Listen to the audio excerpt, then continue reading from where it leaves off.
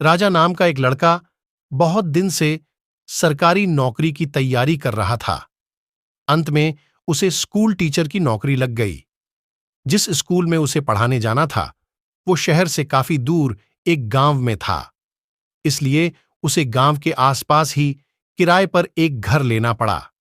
लेकिन वो घर भी स्कूल से काफी दूर था। राजा रोज पैदल स्कूल आने जाने लगा।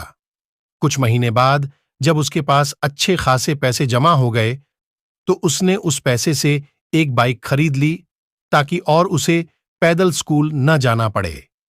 राजा जब भी स्कूल जाता और रास्ते में कोई उसे पैदल दिख जाता तो वो उसे अपने बाइक पर लिफ्ट दे देता। एक दिन जब राजा स्कूल से घर जा रहा था तो उसे एक आदमी रास्ते पर अकेले पैदल चलता दिखा। उसने रोज की तरह उस आदमी के पास जाकर बोला कि आप मेरे बाइक पर बैठ जाइए, मैं इसी रास्ते से जा रहा हूं, आपको आगे छोड़ दूंगा। वो आदमी खुशी खुशी बैठ गया। कुछ दूर चलते ही राजा को महसूस हुआ कि उसकी पीठ पर नोखिला कुछ चुभ रहा है।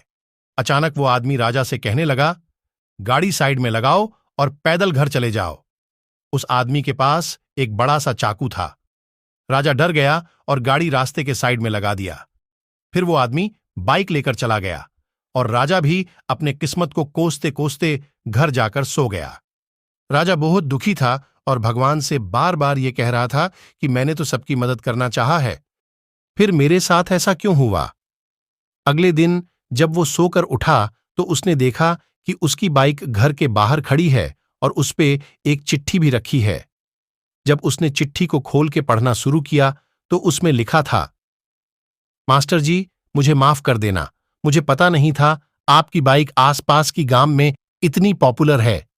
जिसने भी मुझे इस बाइक पर देखा उसने ही मुझसे पूछा कि सबको पता चल गया कि मैंने आपकी बाइक चोरी की है, इसलिए मैं आपको आपका बाइक लौटा रहा हूं।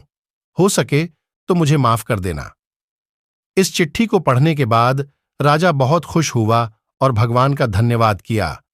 उसे ये विश्वास हो गया कि भगवान हमेशा अच्छे के साथ अच्छा ही करता है।